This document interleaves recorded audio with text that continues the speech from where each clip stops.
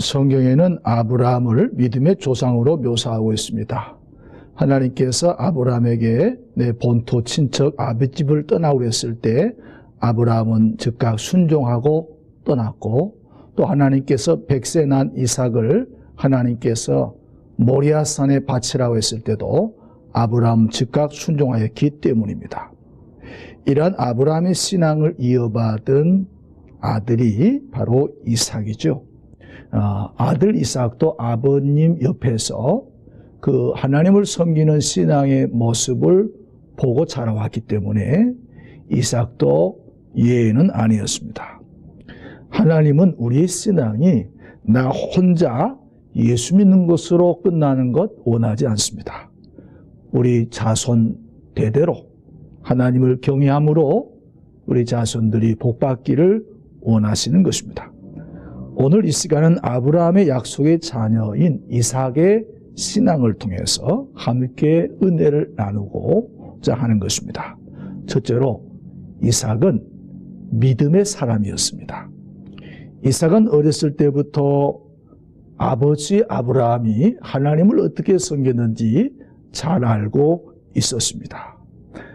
그래서 창세기 26장 1절에 보면 가나안 땅의 흉년이 들었는데 이 가나안 땅은 아버지 아브라함이 고향 땅을 떠나서 하나님이 약속하신 축복의 땅입니다.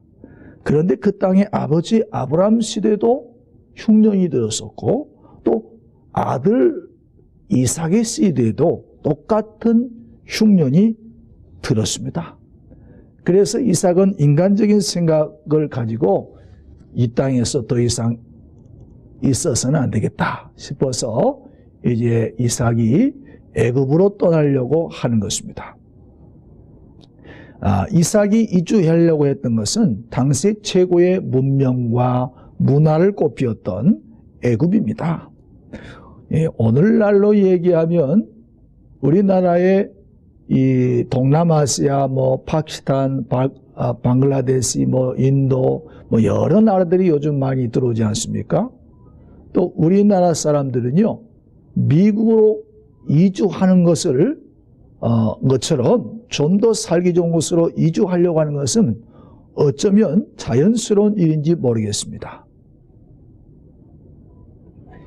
이삭의 판단으로 봐서는 올바른 판단인 것입니다. 애굽은 그 당시 최고의 문명과 함께 나일강을 끼고 있었기 때문에 아주 풍부한 곳이었습니다. 우리가 아는 대로 야곱 때에 이르러서도 흉년이 찾아와서 야곱의 자손들이 애굽으로 전체 이주하였습니다. 그만큼 그 당시에 이 애굽은 그 주변 사람들이 굶주림을 피할 수 있는 그러한 부유한 지역이었기 때문입니다. 그런데 하나님께서는 이삭에게 애굽에게 나가지 말라고 말씀하시는 것입니다. 그러면서 하나님께서 내가 내게 지시하는 땅, 가나안 땅에 아직은 거주하라 이렇게 말씀하십니다. 내가 이 땅에 거주하면 내가 너와 함께해서 내게 복을 주고 내가 이 모든 땅을 너와 내 자손에게 줄 거다. 그러니 이 땅을 떠나지 말라. 이 땅을 떠나지 말고 내 말에 순종하고 있으면 내 자손들이 복을 받을 것이다. 이렇게 이야기하는 것입니다. 이 하나님의 약속을 믿고 이삭은 애굽으로 가려던 생각을 포기하고 그랄이라고 하는 지역에 거주하였다고 성경은 말씀합니다. 이삭이 하나님의 약속의 말씀을 믿고 자신의 뜻을 포기하고 하나님의 말씀을 붙잡고 그 그 지역에서 농사를 지었는데 농사를 짓던 그 해에 하나님께서 100배 축복을 주셨다라고 성경이 말씀하고 있습니다. 그래서 그 지역에서 이삭은 장대하고 거부가 되었다. 하나님의 약속의 말씀을 믿고 순종해서 그 땅에 거주했더니 하나님께서 엄청난 복을 주신 것입니다. 여러분들, 우리가 이 땅에 살면서 제일 몹쓸 병이 무슨 병인 줄 아십니까? 그게 의부증하고 의처증이라는 것이. 자기 남편을 믿지 못, 자기 아내를 믿지 못하는 것입니다. 여러분들, 최근에도 큰 사건이, 살인사건이 일어났지 않습니까? 그게 왜 일어났습니까? 자기 부인을 믿지 못해서 일어난 결과인 것입니다. 이러한 가정은 불행한 가정이 되는 것입니다. 로마서 4장 2절에 보면 만일 아브라함이 행위로서 의롭다 하심을 받았으면 자랑할 것이 있으려니와 하나님 앞에서는 없느니라. 성경이 무엇을 말하느냐? 아브라함이 하나님을 믿음에 그것이 그에게 의로 여기심을 받았느니라. 하나님의 자녀된 우리들은 하나님의 약속의 말씀을 붙잡고 하나님의 말씀을 믿어야 되는 것입니다. 그 말씀을 따라갈 때에 하나님께서 우리에게 이삭과 같은 그러한 복을 주시는 것입니다. 이삭이 이러한 축복을 받게 되자 이삭을 시기한 무리들이 있었습니다. 그 사람들이 어떤 사람이냐면 블레셋 사람들입니다. 블레셋. 이들은요, 원래 지중해 크레타 섬에 있었는데 아브람과 이삭의 시대에 가나안 땅에 이주하였습니다. 이들의 수장인 아비멜렉이 와서 그 지역을 떠나라고 협박하는 것입니다. 그래서 이삭이 먹던 우물, 파서 먹던 우물을 다 막아버렸습니다. 이삭은요, 아무 말도 하지 않고 또 이주했어요.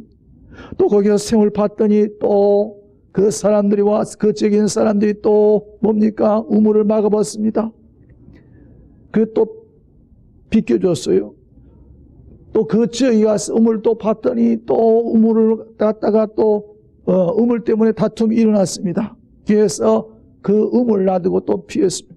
그래서 마지막에 가서 우물을 팠는데 그 우물 이름이 느호봇이라고 하는데 그 뜻이 뭐냐면 이제 여호와께서 우리를 위하여 넓게 하셨으니 이 땅에서 번성하리라.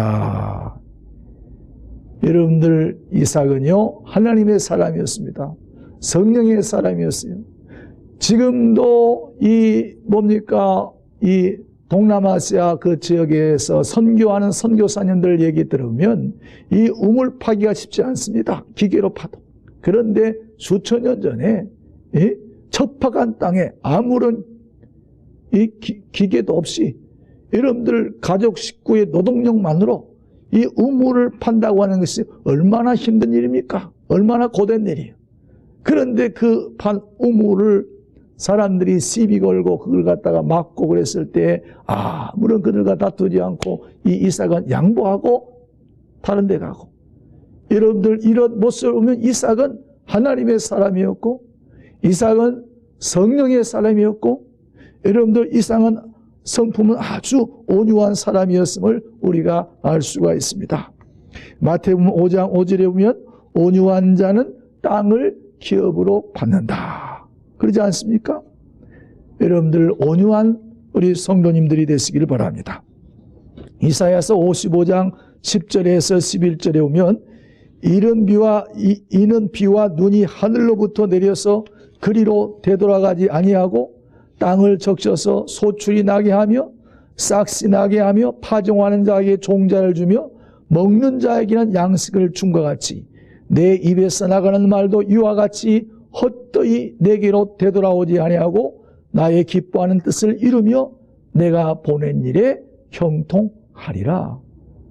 여러분들, 이삭이 자기 고집대로 애굽에 갔으면 이러한 축복을 못 받았어요. 만사에는 다 때가 있다고 하지 않습니까? 이 타이밍이 중요한 것입니다. 아직 때가 되지 않았기 때문에 하나님께서 그 땅에 머물라고 말씀하신 것입니다. 여러분들, 하나님의 약속의 말씀을 따르는 이 새해가 될 때 하나님께서 여러분들에게 큰 은혜와 복을 주실 줄로 믿습니다. 둘째로 이삭은요, 순종의 사람이었습니다. 순종.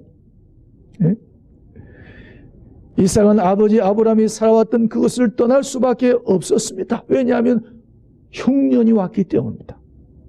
그런데 하나님께서 애굽에 내려가지 말라고 하십니다. 왜 애굽에 내려가지 말라고 했을까요?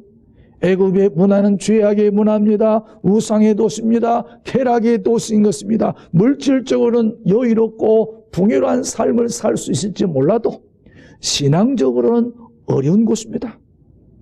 여러분들, 오늘 우리가 일시적인 고난이 왔다고 해서, 물질적으로 어렵다고 해서 여러분들 하나님께서 약속하신 그곳을 우리가 내 마음대로 내 생각대로 떠나서는 안 되는 것입니다. 하나님께서 이삭에게 내 아버지 아브라함이 약속하신 축복의 땅을 떠나지 말라 이렇게 말씀하십니다. 돈이 문제가 아닌 것입니다. 우리가 신앙생활을 할 수 있는 그러한 직장에 여러분들 취직해야 하는 것입니다. 하지만 하나님의 말씀대로 가나안 땅에 남아서 어려움이 없었던 것은 아닙니다. 앞서 말씀드린 것처럼 믿음으로 살려고 하니까, 그 지역에 있으려고 하니까 이 블레셋이라고 하는 사람들이 이삭을 괴롭혔습니다. 여러분들, 우리가 믿음으로 살려고 하면요, 이 우리 주변의 블레셋 같은 그런 이방인들이 여러분들 이삭을 괴롭혔던 것처럼 우리 믿는 사람들을 괴롭히는 것입니다. 말로 괴롭히고 여러 가지 방법을 통해 가지고 여러분들 직장 생활을 힘들게 하는 것입니다. 하지만 우리는 끝까지 우리의 믿음을 붙잡고 있어야 하는 것입니다. 창세기 26장 29절에 보니까 이삭을 괴롭혔던 이 아비멜렉이 나중에 와서는요, 이삭하고 화친하자 이렇게 얘기하는 것입니다. 왜 그런 줄 아세요? 이삭을 보니까 이삭이 그렇게 자기들이 괴롭히고 힘들게 해도 이삭을 보니까 이삭이 점점 복을 받는 것을 이 아비멜렉이 느낀 거예요. 그래서 이 아비멜렉이 화친하자 이렇게 얘기하는 것입니다. 그러면서 이 아비멜렉이 이삭에게 뭐라고 말하는 줄 아십니까? 내가 보니까 너는 참으로 하나님께 복 받은 자이구나. 너는 하나님께 복을 받은 자로다. 이렇게 고백하는 것입니다. 여러분들, 얼마나 멋있는 말씀, 얼마나 축복의 말씀입니까? 여러분들, 이 사람은 내가 보니까 너는 진짜 신앙이냐? 당신 같은 사람이니까 하나님이 축복해 주지 않겠어? 당신이 축복받는 것은 당연한 것이지. 이렇게 이야기하는 것입니다. 여러분들, 이삭은요, 쉬운 길을 택하지 않았습니다. 하나님의 말씀을 따라가는 길, 그 길은 좁은 길입니다. 그러나 그 길은 의의 길이고 하나님이 기뻐하는 길입니다. 우리가 그 길로 갈 때 어려움이 있지만, 그러나 하나님 앞에 우리의 믿음이 인정받는 순간 하나님께서 우리에게 복을 주시는 것입니다. 2008년도 허리케인 아이키가 미국의 휴스턴을 집어삼켰습니다. 큰 이 태풍이 불었는데요, 둘레가 1m가 훌쩍 넘는 거대한 떡갈나무들이 그때 다 쓰러졌다고 합니다. 그 당시에 이 허리케인 속도가 시속 150km인데요. 이 강풍 앞에 그냥 40m가 되는 소나무도 줄줄이 다 쓰러졌어요. 크고 작은 소나무, 떡갈나무, 느릅나무, 목련나무 할 것 없이 그 거대한 태풍 앞에서 다 쓰러졌지만 딱 쓰러지지 않는 나무가 있었답니다. 그게 무슨 나무인 줄 아세요? 성경에 나와 있는 종려나무입니다. 종려나무. 이 종려나무는요, 그 태풍이 불 때 그 거센 바람에 의해서 종려나무가 완전히 밑바닥까지 구부러진답니다. 휘어진답니다. 그런데 밑바닥까지 휘어져도요, 이 종려나무는 절대로 부러지지 않는다는 것입니다.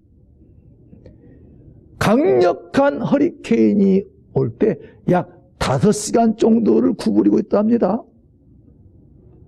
그 모습을 보면 금방이라도 이 나무가 부러질 것 같은데요. 그 허리케인이 지나고 나면 이 종려나무가 탄력이 더 좋아져가지고 그 태풍으로 인해서 뿌리가 더 깊이 박히고 더 튼튼해서 태풍 이전보다 이 종려나무가 더 크게 튼튼하게 자란다고 하는 것입니다. 여러분들, 신앙이라고 하는 것은 순종의 생활입니다. 순종. 여러분들, 세상 사람들은요, 순종을 맹종이라고 이렇게 생각합니다. 그렇지 않습니다. 순종은요, 마음속에서 우러나는 것입니다. 정말로 하나님을 사랑하는 사람이 하나님 앞에 순종할 수가 있는 것입니다. 하나님을 사랑하지 않는 사람은요, 순종할 수가 없어요. 종려나무가 허리가 구부러지듯이, 예? 부러질 듯이 그렇게 순종했을 때 더 큰 나무가 되는 것처럼 여러분들 신앙생활에 순종하기가 어렵지? 우리가 하나님 앞에 순종하면요, 순종한 이후에 하나님께서 우리에게 큰 축복을 주시는 것입니다. 창세기 26장 5절에 보면 아브라함이 내 말을 순종하고 내 명령과 내 계명과 내 율례와 내 법도를 지켰습니다. 그래서 하나님께서 아브라함에게 복을 주신 것입니다. 빌립보서 2장 8절과 9절 말씀에 오면 여러분들, 예수님도 하나님 말씀에 순종하셨죠? 얼마나 순종했습니까? 사람의 모양으로 나타나사 자기를 낮추시고 죽기까지 복종하셨으니 곧 십자가에 죽으심이라. 이름으로 하나님이 그를 지극히 높여 모든 이름 위에 뛰어난 이름을 주셨다. 사랑하는 성도 여러분, 순종하기가 어렵지만 순종할 수 없는 상황에서 하나님이 순종을 요구하시고 또 주의 종이 순종을 요구할 때 여러분들, 마치 종려나무가 허리케인으로 금방이라도 구부러질 것 같을 때에도 순종하시면 하나님이 그 이후에 여러분들을 귀하게 하시고, 백향목처럼 종려나무처럼 여러분들 번성하게 하실 것을 믿으시기를 바랍니다. 셋째로, 이삭의 신앙은요, 삶의 중심에 예배가 있었다는 것입니다. 삶의 중심의 예배.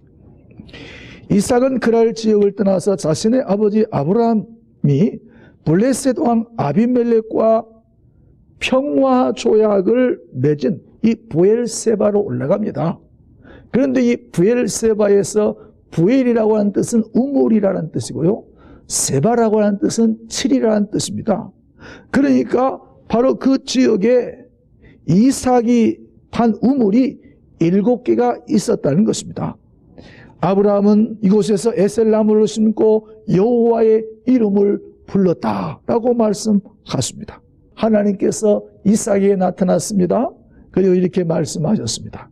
나는 내 아버지 아브라함의 하나님이니 두려워하지 말라.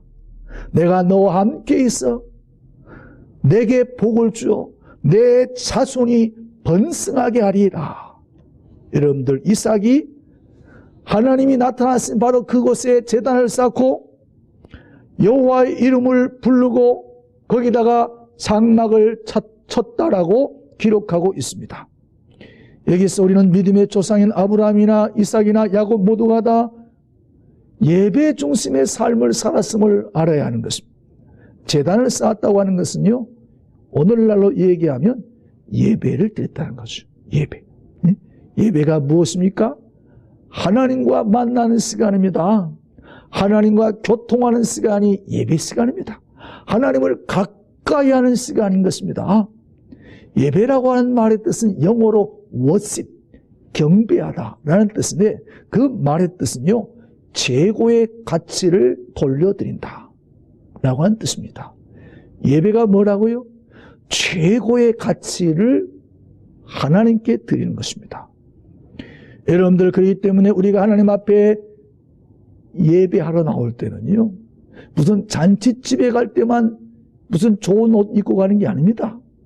여러분들 교회 나올 때 예배 드릴 때는요, 하나님 앞에 최고의 가치를 들려드리는 것이기 때문에 좋은 옷을 입고 나와야 됩니다.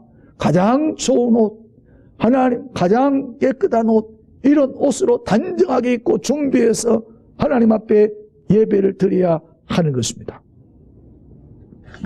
여러분들, 현존하는 세계 최고의 부자가 빌 게이트인 거 아시죠? 빌 게이트.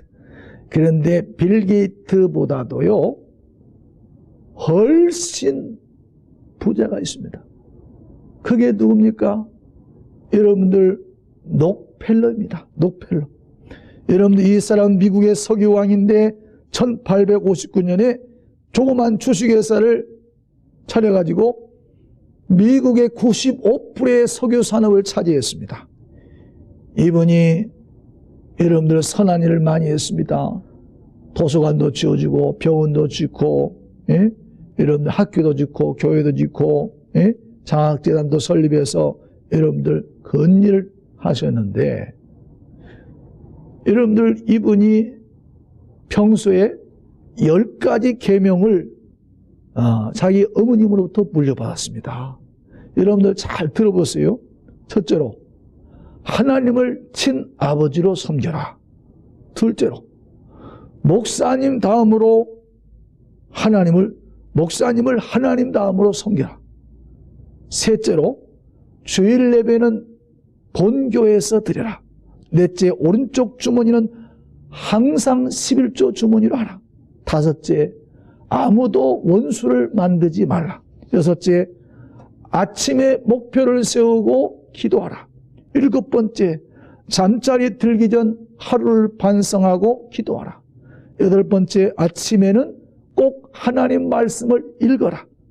아홉 번째, 남을 도울 수 있으면 힘껏 도우라. 열 번째, 예배 시간에는 항상 앞에 앉아라. 여러분들, 세계 최고의 부자였던 록펠러가 어머니 말씀에 순종해서 여러분들 얼마나 예배 중심의 삶을 살았는가 하는 걸 알 수가 있습니다. 여러분들, 우리 의식 속에는요, 예배는 시간이 있을 때만 드리고 시간이 없을 때는 지나가는 것이 아닌 것입니다. 늘 예배가 우리의 삶의 가장 최우선순위가 되어야 하는 것입니다. 개업을 하기 전에, 어떤 중요한 행사 시에 항상 먼저 하나님 앞에 목사님을 모시고 예배를 드리고 사업을 하고, 여러분들 그렇게 해야 하는 것입니다. 하나님이 가장 기뻐하시는 것이 예배라는 사실을 알아야 하는 것입니다. 노아도 홍수가 끝난 이후에 그렇게 분주하고 바쁜 일 가운데서도 노아가 방주에서 내려와서 제일 먼저 한 일이 하나님 앞에 단을 쌓는 것입니다. 하나님 앞에 제사를 드리고 하나님 앞에 예배를 드렸습니다. 여러분이 이 세상을 살아가면서 괴로울 때나 즐거울 때나 바쁠 때에도 아브라함, 이삭, 야곱 족장들처럼 우리의 삶의 중심에 예배를 두고 살아갈 수 있기를 바랍니다. 예배를 가장 삶의 최우선 가치로 삼고 살아가시기 바랍니다. 그 어떤 일보다도 예배를 중요시할 때 하나님께서 여러분에게, 여러분의 가정에게 이삭 같은 100배의 축복을 주실 줄로 믿습니다. 사랑하는 성도 여러분, 2015년에 이삭의 복을 누리시기를 바랍니다. 이삭처럼 100배의 축복을 받아서 왕성하고 거부가 되십시오. 그러려면 우리가 이삭처럼 하나님의 말씀을 따라가는 믿음의 사람이 되어야 하는 것입니다. 하나님의 약속의 말씀을 굳게 잡아야 하는 것입니다. 그리고 그 말씀에 순종해야 하는 것입니다. 더 나아가서 우리의 삶의 삶의 중심에 예배를 삶의 가장 최우선순위로 놓고 살아갈 때 하나님께서 여러분들에게 2015년도 형통하게 하시고 하나님이 축복하실 것입니다.